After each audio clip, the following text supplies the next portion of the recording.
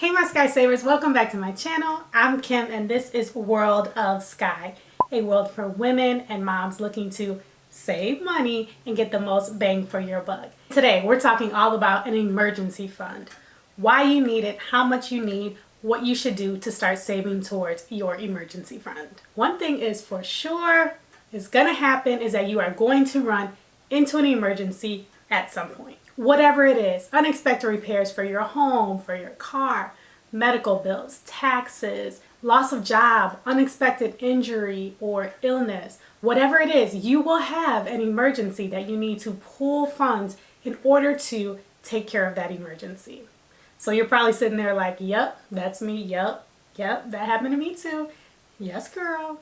So today we're going to talk about it. We're going to dig deep into an emergency fund, why you need one, what you should do, so that when you have a financial expense that suddenly pops up on you and it's not in like your normal monthly budget, you will be able to take care of that without completely derailing the rest of your financial commitments. Because whenever you have an emergency, it's never like just $200. It's always more. It's always high. And so we want to be able to take care of that without completely throwing everything else off. And note, everyone, I mean everyone, girl, yes, you, and you too, needs an emergency fund. Everyone needs an emergency fund. Okay, so before we jump into it, make sure that you are subscribed to my channel if you have not already done so. Trust me, your wallet, your purse, and your bank account will thank you. Let's go ahead and get into the video. Okay, so first things first, what is an emergency fund? What is it? So it's basically just a safety net. It's a bank account specifically dedicated and designated to pay for unexpected expenses.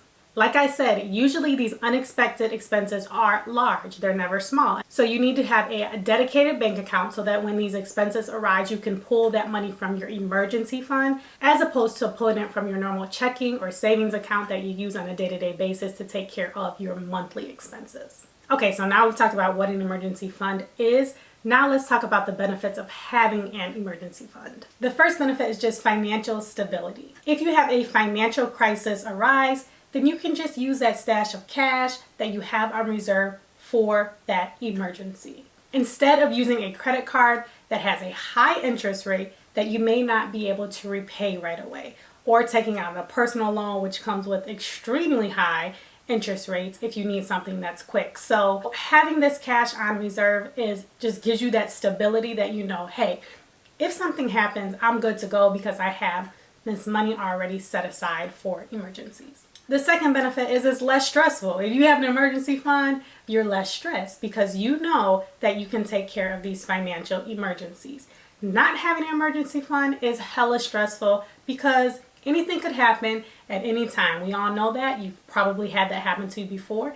And I'm bet that you'll have it happen to you again in the future. And so if you don't have the emergency fund, it can be really, really stressful wondering, how am I going to take care of this? How am I going to repay my car so that I can get to work? How am I going to repair my washer or dryer, my air conditioning, my heating? All of those things that come up that just break out of nowhere with no warning. How are you going to take care of those? It's stressful to know that if something goes wrong, you don't have the money to take care of it. And so building this emergency fund will give you peace of mind and less stress. The last benefit that we'll talk about today of having an emergency fund, it keeps you from having that domino effect in your finances that could lead to a bad or a worse financial situation than you're already in. So let's say that emergency comes up, you don't have the money, you need to borrow some cash. Woo, child, that can be very expensive. If you need to run and get cash quickly from like a payday loan, think about the high interest rate. Think about the fees. Think about the penalties that you'll have if you can't repay it. It is a lot of money tied to borrowing money. So you can see how that could lead you to be in a worse position. You're always going to be the cheapest lender to yourself because you're not going to charge yourself interest, penalties, or fees. So keep that in mind. You are the best lender. Okay, so let's talk about how much your emergency fund should be. And of course, this is going to differ for everyone because we all have different expenses, we all have different income and things of that nature. But these are some tips in general that you can follow to help guide you. So most experts would recommend that you have 3 to 6 months worth of your financial expenses in your emergency fund. So we're talking all of your expenses. So your mortgage or your rent, your car, health insurance, utilities, personal loans, student loans, credit card debt, or anything else that is essential for you and your family throughout the month. You want to total all of those things up and have at least 3 to 6 months of that amount in your emergency fund. If you need more details about budget categories and kind of what expenses would go into that calculation, check out this video. It goes into a lot of detail about it and it will help guide you on what you need to include. Okay, so I'm a numbers girl, y'all know that. So let's use an example with some numbers based on what I just said. So let's say that your expenses are, we'll use a nice round number for easy math. Let's say that your expenses are $2,000 a month. Okay, so that includes everything, your rent, your car, your debt payments, health insurance, all that good stuff. 2,000 times 3 is 6,000.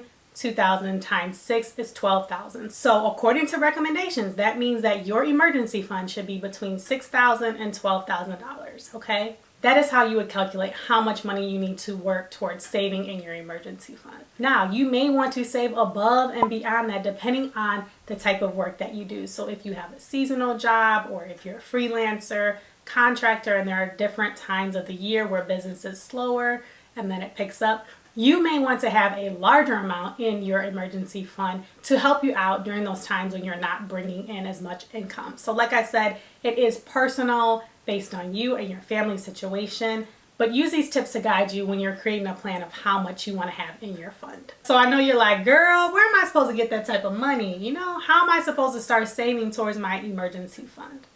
Let's talk about that. The first thing that I want to say is doing something is better than doing nothing. So saving something, whatever you have towards your emergency fund, it's better than being like, I ain't gonna do it. I don't know where to start. I don't know how to do it. I don't have any extra money.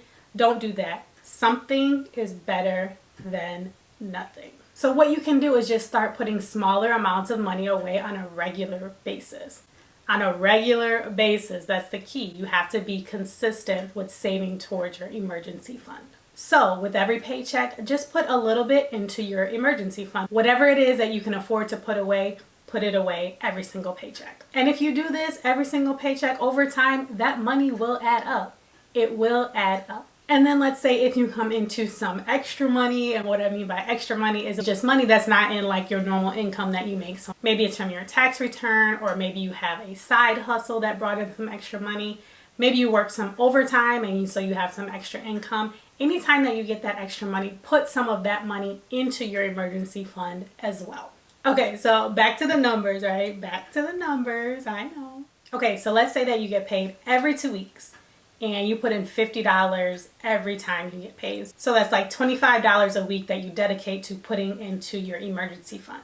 And you can choose to do this manually or you can do it automatically. So it automatically happens every time you get paid. However you set it up, just make sure that you are getting that money into that emergency fund account. And if your employer allows, you can designate kind of where your money goes if you get direct deposit, and you can have your employer just directly deposit that money into your emergency fund so you don't even see it, and you know that every time you get paid, you are funding that emergency account. But back to the numbers. So if you put that $25 in every single week, or $50 every pay period if you get paid every 2 weeks, same thing, right? In just 2 years, you would have put $2,600 into your emergency fund.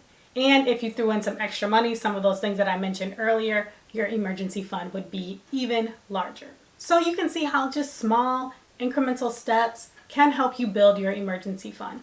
As you have more income to save into that fund, you should do that. But at minimum, if you can commit to a small amount, any amount, start putting that away in your emergency fund. Okay, so you may be asking, where should I keep my emergency fund? Where should I store this money? Not under your mattress, not in a shoebox, not in your bra.